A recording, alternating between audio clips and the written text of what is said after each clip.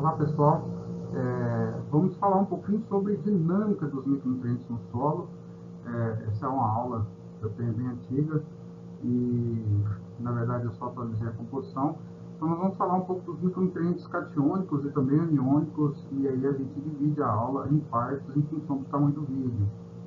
Mas, então, o que seriam os micronutrientes? Se a gente pegar aquelas tabelas de classificação, os micronutrientes seriam boro, cloro, cobre, ferro, manganês, molibdênio, zinco, e o último que entrou nessa lista, mas que não está aqui, é o níquel. Então, nós temos o níquel aqui ainda nessa lista. Né? Qual que é a importância de se estudar micronutrientes? Né? Principalmente na região que nós estamos, onde a atividade agrícola já vem por anos e anos é, explorando o solo sem adubação de micronutrientes. Né? Então, assim, você tem o uso, né, do solo de forma intensiva e que leva à exaustão. E nós temos algumas particularidades, inclusive aqui em Goiás, no estado de Goiás, onde na década de 80 nós tínhamos uma fábrica de fontes de micronutrientes. A fonte mais popular de micronutrientes, a que mais foi utilizada durante muito tempo. Então, a fonte de micronutrientes que já foi utilizada durante muito tempo na agricultura são as fritas. O que são fritas? Free Trace Elements. Na verdade, são rochas que são ricas em micronutrientes, metais, principalmente. E você reage esse material a altas temperaturas, principalmente com calcário, às vezes, e você consegue formar óxidos desses materiais. Então, você vai formar óxidos de manganês, óxidos de zinco, e aí vai. Então, fritei, no caso, seria o fritas, né? Como se fritasse todo aquele material ali. E aí você tem as diferentes composições das fritas, você tem FTE, BR12, BR13, que variam em função do material de origem e das garantias finais do produto que você obtém. Bom, aqui em Goiás se utilizou durante muito tempo uma fritas que apresentava baixa concentração de cobre. Né? Então, durante muitos anos, aí, mais de 20 anos, utilizou-se como fonte de micronutrientes um material com baixa disponibilidade de cobre. E é comum a gente ver nos solos aqui, e é a coisa mais difícil de se identificar, a deficiência de cobre. Né? Então, quando a gente chegar lá em cobre, vou falar mais um pouco, mas essa exaustão do solo, o uso de fertilizantes com baixo teor desses micronutrientes, se a gente for pensar hoje, por exemplo, a agricultura, principalmente soja, praticamente o produtor não usa mais formulados, eles utilizam praticamente fertilizantes simples, como no plantio utilizam só uma fonte de fósforo, na soja e na cobertura utilizam só uma fonte de potássio, e aí a maior parte das vezes é cloreto de potássio. É claro, hoje tem outras fontes de potássio, que são as rochas, os pó de rochas, e esses pó de rochas também pode ter alguns micronutrientes, e é claro, né, vai depender da origem desses pós de rocha. Nós temos que tomar cuidado, porque tem alguns minerais que compõem esses pó de rochas, como o verdeto abeté, onde o potássio é pouco disponível, mas aí você tem os micaxistos, você tem muitas micas, né, e até feldspatos potássicos, que realmente pode aí disponibilizar um pouco de potássio para as plantas. E aí é o que eu falo, a viabilidade técnica de um produto desse não é só comparado com o cloreto de potássio, mas tem que ter a viabilidade financeira. Qual é o custo do transporte desse material até a tua propriedade? Porque geralmente você vai aplicar em doses muito altas para atender, né, a necessidade de potássio, e outra, o custo da aplicação desse produto. Né? Então, na verdade, a gente fritar o ovo aí, o preço da unidade do K2O, ou o preço da unidade do potássio desse produto comparado ao preço da unidade de potássio do cloreto de potássio, e aí você pode somar, né, a esse benefício aí a presença de micronutrientes se tiver. Né? Mas aí é avaliar. E uma coisa muito interessante, nós fizemos um trabalho aqui, e depois foi publicado também um trabalho do pessoal lá de Botucatu, avaliando esses pó de rochas, e o que nós conseguimos ver é o seguinte: em solos argilosos, quando você aplica esse pó de rocha, você ativa a microbiota do solo e você observa uma imobilização, uma redução da disponibilidade desses nutrientes, e com o tempo, depois lá na frente, esse nutriente vai sendo disponibilizado. E é um comportamento muito semelhante com o nitrogênio que a gente vê quando aplica uma fonte de nitrogênio, você, né, ativa a microbiota e aí a disponibilidade cai e depois volta. E em solos arenosos, em função do menor teor de matéria orgânica, e aí a diversidade e a quantidade de micronutrientes também é bem menor,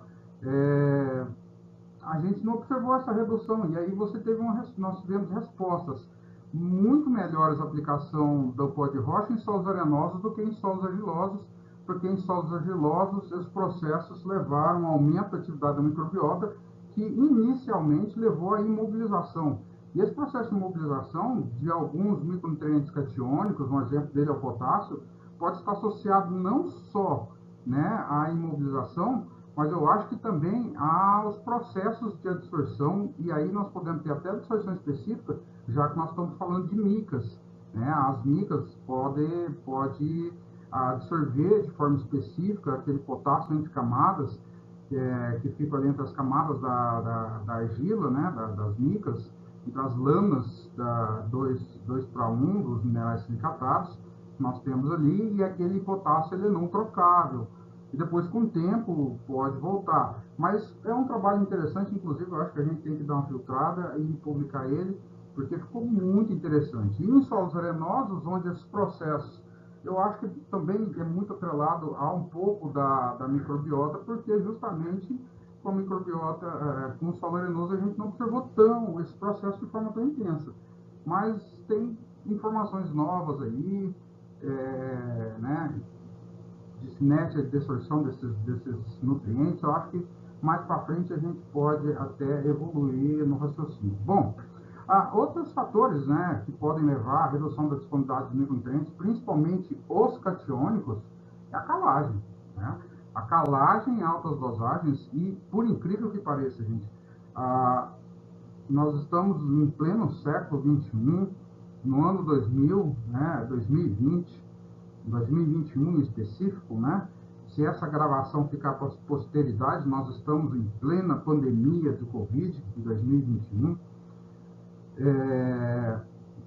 e com a plena, né, disponibilidade de informações pela internet, a rede de computadores e a rede de comunicação digital, ela é extremamente eficiente, e principalmente na rede 5G, que está chegando aqui no estado de Goiás agora, mas nós temos muitos produtores que fazem adubação e às vezes até correção sem análise do solo, ou se não, ele faz análise do solo a cada 3 anos.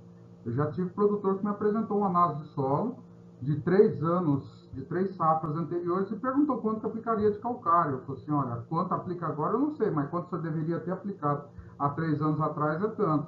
Então, é rotineiro, é comum, né, ainda fazer essa correção do solo e adubação sem nenhum embasamento técnico.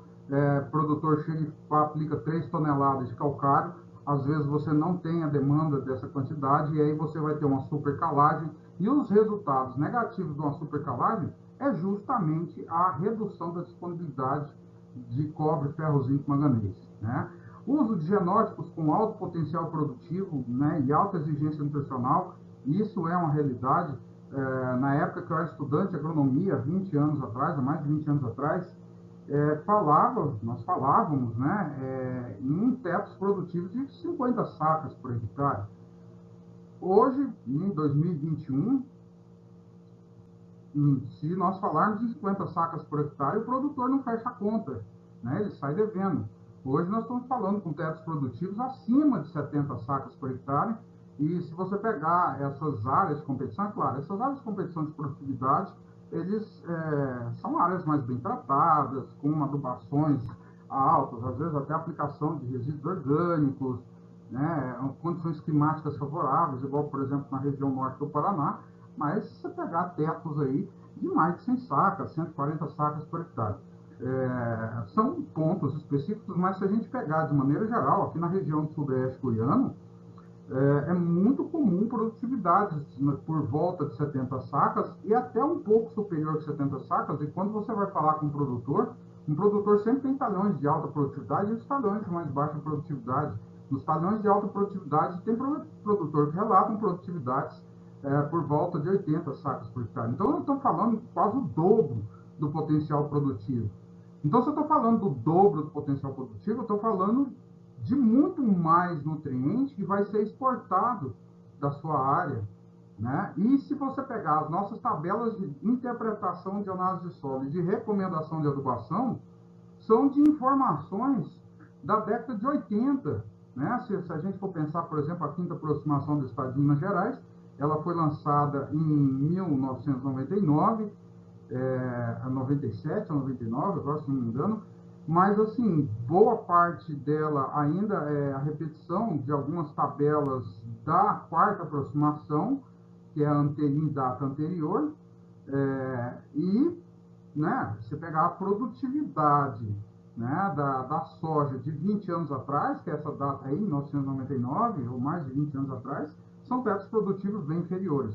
E aí você tem, então, uns tetos produtivos bem grandes e com certeza a exportação de nutrientes, né, que é aquele nutriente que sai no solo pela colheita, né, aquele nutriente que vai embora da tua área pela colheita, né, no grão que você está tirando, é muito grande. E não só a soja, de maneira geral, a produção de alimentos no Brasil, na verdade, o Brasil, na década de 90, ele não era um expoente, né, na área de produção agrícola, e hoje nós somos, né, o segundo maior produtor de alimentos do mundo. Então, nós somos um celeiro de produção de alimentos, então nós aumentamos em muita produtividade por unidade diária e também a área plantada, mas principalmente a produtividade por unidade diária. Soja nós somos os maiores, né, campeões de produtividade. Né, e isso, né, em 20 anos, como é que fala, esse incremento, né, dos últimos, vamos assim dizer, dos últimos 20 anos, leva, é claro, ao uso de uma maior quantidade de insumos, dentre eles fertilizantes. E o aumento do uso de nutrientes mais concentrados, é o que eu falei. Hoje, na cultura da soja, praticamente todo mundo aplica um MAP na linha, ou a lança no plantio da soja, ou pré-plantio da soja, e um cloreto de potássio. Né? Dificilmente você tem o uso de outras fontes que tenham micronutrientes. Então, às vezes, no milho que você vai pôr ali na safrinha, você pode comprar um formulado, um 828, que você pode fazer na base, um 20020 que você faz na cobertura, e aí você pode ter micronutrientes associados, mas é algo que vocês que vão para campo no futuro, esse histórico de uso de fontes de alta concentração, com baixo teor de micronutrientes, ou até ausência de micronutrientes, tanto em safra quanto em safrinha durante muitos anos, pode levar à exaustão do solo e possivelmente pode levar à ocorrência de deficiências. E, inclusive, se você pegar alguns relatórios da SESB dos últimos anos, eles relatam bem que, né, que nós temos aí praticamente 4 nutrientes que têm limitado a produtividade de grãos de cerrado, no caso da soja, por causa da SESB, que seria cálcio, magnésio e cobre e boro. Né? E olha que o cobre, eu contei a história aí do cobre no caso da fábrica de fritas aqui da região de Goiás. Então vamos lá. Uma das características dos micronutrientes que é muito importante, né, é que o limite entre a deficiência e a toxidez dos micronutrientes é muito mais estreito do que o limite entre deficiência e toxidez dos macronutrientes. Então nós temos uma faixa de consumo de luxo para os macronutrientes muito grande, o que não ocorre para os micronutrientes. Então, os micronutrientes nós temos que tomar um cuidado muito grande, porque um pouco menos a gente está, né, na área de deficiência, e aí você pode limitar o teto produtivo da tua área por causa de um micronutriente, ou um pouco a mais você pode entrar na área de toxidez. Então, nós vamos ver para frente, quando nós vamos ver nutriente por nutriente, o manejo, quais situações são aplicadas e a dinâmica desses nutrientes no solo. Né? Então, de maneira geral, a dinâmica dos micronutrientes no solo é a seguinte: aqui não é magnésio, viu, gente? É para ser só um M.